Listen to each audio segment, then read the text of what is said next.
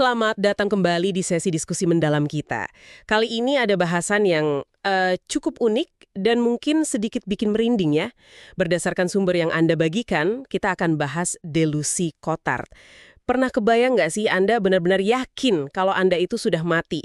Padahal ya Anda masih jalan, masih bernapas gitu. Ini bukan kiasan loh ya. Misi kita hari ini yaitu membongkar kondisi langkah ini. Keyakinan absolut kalau tubuh Anda mayat, organ membusuk, atau Anda nggak ada sama sekali.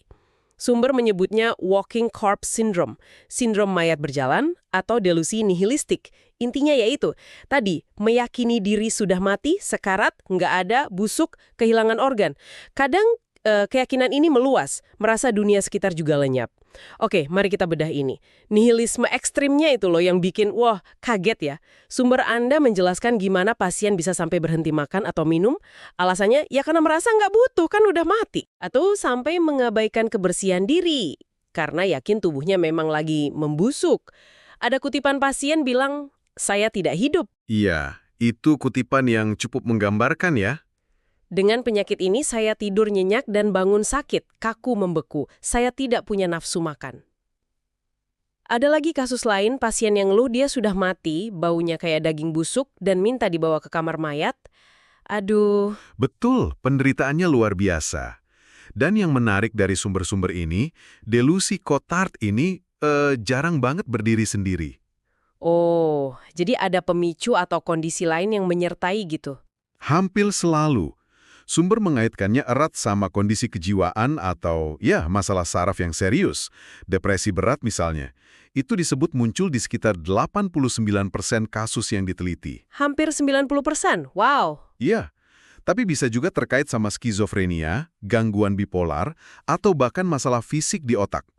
Kayak tumor, infeksi otak, demensia, epilepsi, stroke, sampai cedera otak traumatis. Jadi ini bukan cuma soal pikiran ya, tapi seringkali ada dasar biologis atau neurologisnya yang jelas. Tepat, ada kerusakan mendasar atau kondisi mental yang parah.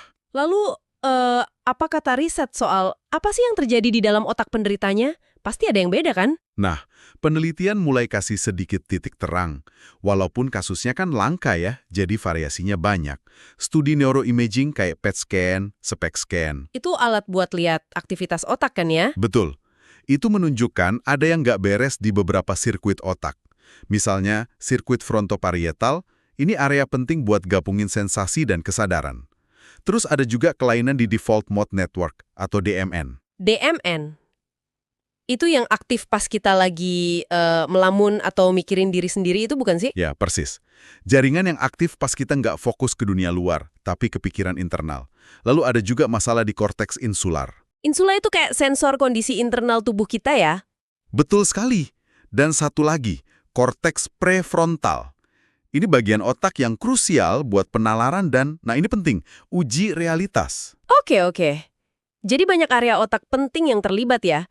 Kompleks banget kedengarannya. Ada teori spesifik nggak? Gimana kerusakan di area-area itu bisa bikin orang yakin dia mayat? Ada satu teori yang cukup populer, semacam teori dua faktor. Gampangnya gini, pertama mungkin ada gangguan di insula, si sensor internal tadi. Ini bikin muncul sensasi tubuh yang aneh, rasa kosong atau persepsi yang nggak wajar dari dalam. Jadi ada sinyal aneh dari tubuh gitu ya? Bisa dibilang begitu. Nah, faktor kedua, bagian korteks prefrontal, si hakim realitas di otak kita, itu ikut terganggu fungsinya. Akibatnya, orang itu nggak bisa lagi mengevaluasi secara kritis atau menolak kesimpulan aneh bahwa sensasi nggak wajar tadi, itu artinya saya pasti sudah mati. Nggak bisa diuji realitasnya. Jadi sinyal aneh dari dalam ditambah ketidakmampuan otak buat bilang, ah ini nggak mungkin gitu ya? Kurang lebih begitu. Logika atau penalaran sehatnya terganggu. Ada juga riset lain, ini menarik, pada pasien setelah mengalami ensefalitis anti-NMDR, semacam peradangan otak akibat autoimun. Oke. Nah, mereka menemukan aktivitas otak yang sangat rendah, disebut hipometabolisme, di area-area otak bagian belakang, termasuk korteks cinghulat, bagian tengah lobus parietal dan oksipital, terutama di sisi kanan otak. Area belakang otak ya, fungsinya apa itu? Area-area ini sangat krusial untuk pemrosesan informasi yang terkait diri kita, menyatukan berbagai sensasi tubuh, dan pada dasarnya, ya menciptakan rasa diri atau sense of self kita. Wow. Jadi kalau area otak yang tugasnya ngebangun rasa diri dan ngerasain keberadaan ini rusak parah, otak bisa sampai pada kesimpulan ekstrem kalau diri itu ya nggak ada lagi. Ini bener-bener gila sih. Menantang pemahaman kita banget ya. Tepat sekali. Makanya kaitan dengan default mode network tadi jadi sangat relevan. DMN ini kan membantu membangun cerita tentang saya. Sumber-sumber ini seolah menunjukkan kalau si pencerita utama di otak ini rusak parah, ya otak bisa menyimpulkan ceritanya udah selesai. Diri itu lenyap. Bukan cuma rasa hampa biasa ya, tapi keyakinan absolut. Keyakinan absolut akan ketiadaan diri. Ini secara dramatis menantang pemahaman kita soal hidup dan mati itu sendiri. Jadi apa artinya semua ini buat Anda para pendengar? Ini kayaknya menggarisbawahi betapa mungkin rapuhnya ya persepsi kita tentang realitas, bahkan tentang keberadaan diri kita sendiri. Ternyata, rasa hidup dan ada itu adalah konstruksi yang rumit dari aktivitas saraf di otak. Otak Anda nggak cuma bilang siapa Anda, tapi bahwa Anda itu ada. Itu fundamental banget. Betul. Jika kita tarik ke gambaran yang lebih besar, delusi Cotard ini jadi contoh ekstrim bagaimana otak kita menghasilkan kesadaran akan eksistensi. Kesadaran bahwa saya ada.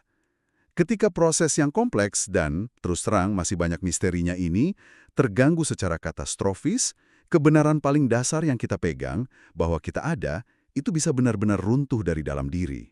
Oke, sebagai penutup nih, coba Anda renungkan ini sebentar. Kalau otak bisa meyakinkan seseorang yang jelas-jelas masih hidup, bernapas, bahwa dia itu mayat berjalan, seberapa kokoh sebenarnya persepsi Anda tentang diri Anda sendiri saat ini? Apa yang terjadi kalau sinyal fundamental kehidupan dari otak Anda, entah bagaimana, goyah atau terdistorsi sedikit saja? Ini mungkin sesuatu untuk Anda pikirkan lebih lanjut ya. Sampai jumpa di diskusi berikutnya.